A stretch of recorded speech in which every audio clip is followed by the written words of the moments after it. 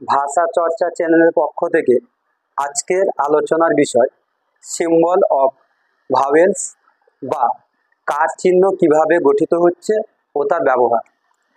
আমরা প্রথমেই আলোচনা করব যে স্বরবর্ণগুলো যেগুলো আছে তার মধ্যে প্রথমে হচ্ছে অ। এর আলাদা করে গৌণ রূপ বা চিহ্ন নেই।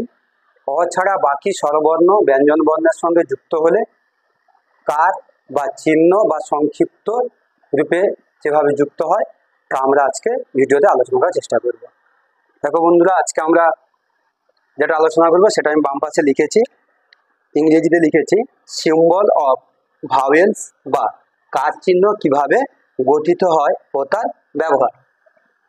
আমি প্রথমে আমাদের স্বরবর্ণ যতগুলো আছে সেগুলো লিখেছি অটা বাদ দিয়ে, কারণ অয়ের তো বললাম যে কোনো চিহ্ন হয় না। তো স্বরবর্ণ ব্র্যাকেটে লিখেছি পূর্ণরূপ। স্বরবর্ণের পূর্ণরূপ হচ্ছে আ, হ্রস্ব ই, দীর্ঘ ই, হ্রস্ব উ, দীর্ঘ উ, রি, এ, ওই, ও, ঔ, এ। এবার এই যে স্বরবর্ণগুলো এটা ছিল পূর্ণরূপ, এইগুলো কার চিহ্ন বা সংক্ষিপ্ত রূপ আমরা পরের লাইনে লিখেছি।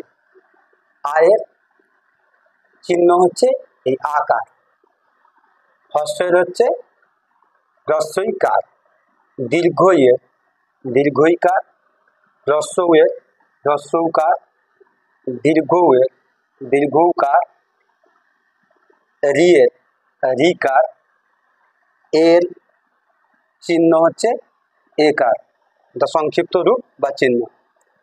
ওই এর হচ্ছে ওইকার, ও এর হচ্ছে ওকার, ঔ এর হচ্ছে ঔকার, আর অজফলা আকারে এ। এই কটা আমরা দেখলাম। এবার আমরা এই যে স্বরবর্ণের কার চিহ্ন বা সংক্ষিপ্ত রূপ দেখলাম, সেটাকে আমরা যেটা অ এবং ব্যঞ্জন বর্ণ ক থেকে একবারে শেষ চন্দ্রবিন্দু খণ্ডত পর্যন্ত যদি আমরা দেখি, তারপরের স্টেপ যেটা আমরা প্রাথমিকভাবে বাচ্চাদের শেখাই সেটা হচ্ছে আমরা আকারটাকে দেখাই এইভাবে। ক আকারে কা, কয় হস্যইকারে কি, কয় দীর্ঘিকারে কি, কয় হস্য কু, কয় দীর্ঘ, কয় রি, কয় একারে কে,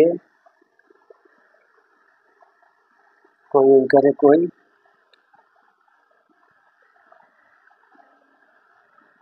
কই ওকারে ক।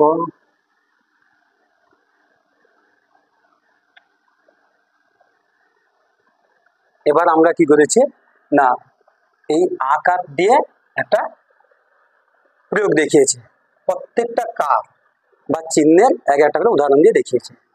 এগুলো কি হয় না ব্যঞ্জন বর্ণের সঙ্গে যুক্ত হয়। আমরা কয়ের সঙ্গে ব্যবহার করে দেখিয়েছি। এরপরে যেটা আমরা দেখাবো যে একটা শব্দ তৈরি হচ্ছে কিভাবে না, বয়ের সঙ্গে আকার যুক্ত হয়েছে দিয়ে বা হয়েছে, অর্থাৎ শব্দটা তৈরি হচ্ছে বাবা। কয়ের সঙ্গে হর্ষই এই কারটি যুক্ত হয়ে হয়েছে পিসি, কয় হর্ষই পি, দন্ত হর্ষই সি, পিসি হয়েছে। তারপরে দীর্ঘইকার মায়ের সঙ্গে যুক্ত হয়েছে দিয়ে হয়েছে মামি। দয় হর্ষ অর্থাৎ দ ব্যঞ্জন বর্ণের সঙ্গে এই হর্ষকারটি যুক্ত হয়েছে হয়েছে দাদু। দীর্ঘ উকার ধয় হর্ষ অর্থাৎ ধয়ের সঙ্গে যুক্ত হয়েছে ধয় দীর্ঘকার ধু অর্থাৎ বধূ। তারপরে হচ্ছে এখানে পিতৃদেবে ত এই ব্যঞ্জন বর্ণের সঙ্গে রিকার যুক্ত হয়েছে যে হয়েছে পিতৃদেব। আমি একটা করে এইভাবে উদাহরণ দেখিয়েছি। তারপরে এ দন্তন ব্যঞ্জন বর্ণের সঙ্গে একার যুক্ত হয়েছে। তারপরে দেখো লিখেছি তালব্য ব্যঞ্জন বর্ণের সঙ্গে ঐকার হয়ে শৈশব। ব ব্যঞ্জন বর্ণের সঙ্গে ওকার যুক্ত হয়েছে যে হয়েছে বোন। তারপরে ঔকারে ব্যবহার, ব ব্যঞ্জন বর্ণের সঙ্গে ঔকার ব্যবহৃত করে লিখেছি বৌদি। এই সমস্ত বিষয় নিয়ে আলোচনা করেছি বা তার ব্যাখ্যা করেছি, তাই ব ব্যঞ্জন বর্ণের সঙ্গে আমি জফলা আকার ব্যবহার করে ব্যাখ্যা লিখেছি। এইভাবে আমরা সম্পূর্ণ একটা স্বরবর্ণের সংক্ষিপ্ত রূপ বা কার চিহ্ন ব্যবহার করলাম। এরপরে আমরা আর একটা জিনিস আলোচনা করব, আমি এর আগের ভিডিওতে দেখিয়েছিলাম যে স্বরবর্ণ যে লেখার গঠনটা সেটা বিদ্যাসাগর প্রণীত যে স্বরবর্ণের গঠন সেখানে কিন্তু লিকারের ব্যবহার দেখিয়েছেন। এবং আমরা যদি বর্ণ পরিচয় বা প্রাথমিক স্তরের যে বইগুলো দেখতে পাবো তাতে কিন্তু লিকার আছে, কিন্তু মান্যচরিতে এখন আমরা হয়তো লিকারের ব্যবহার করছি না।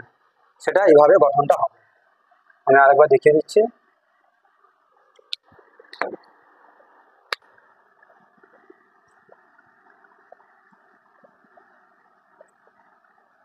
চারটে করে হবে।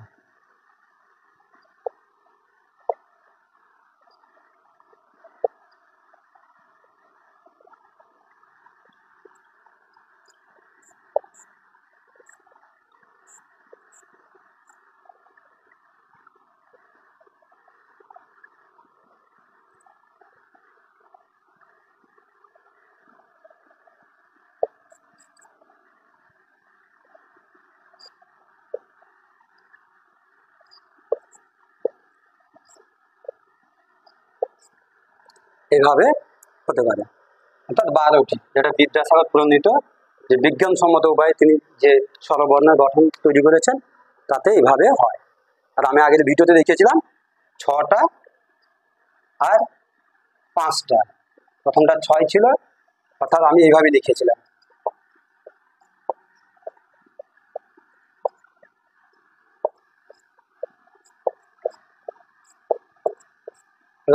সবগুলো ছিল পূর্ণ মাত্রা, তাই এখানে সংখ্যা ছিল 6টি, আর এখানে ছিল কোনো মাত্রাই ছিল না, মাত্রাবিহীন সেগুলো ছিল।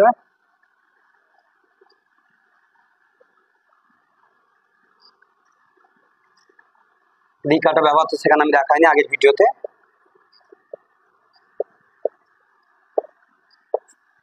এটা দেখিয়েছিলাম, দিয়ে লিখেছিলাম 11টি।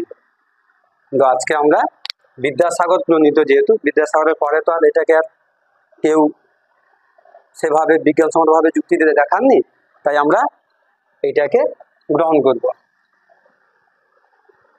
অর্থাৎ স্বরবর্ণ এইভাবে 4টে করে লাইনে গঠন হবে। ঠিক আছে বন্ধুরা, যদি আমার ভিডিও ভালো লেগে থাকে তাহলে আপনারা অবশ্যই লাইক, কমেন্ট, শেয়ার এবং সাবস্ক্রাইব করবেন।